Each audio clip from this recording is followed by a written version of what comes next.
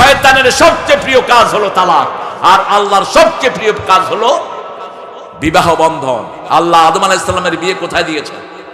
কথা কন না কেন? খুতবা পড়েছেন কে? আল্লাহ খুতবা বা ইবলিস পড়ছে? আল্লাহ তোরা হেদায়েত করুক।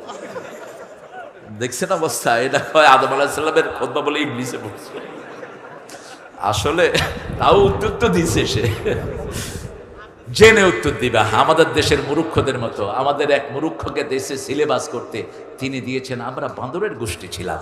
তুই ছিলি বান্দরের গোষ্ঠী, তুই বান্দর, তুই অভিশপ্ত বান্দর।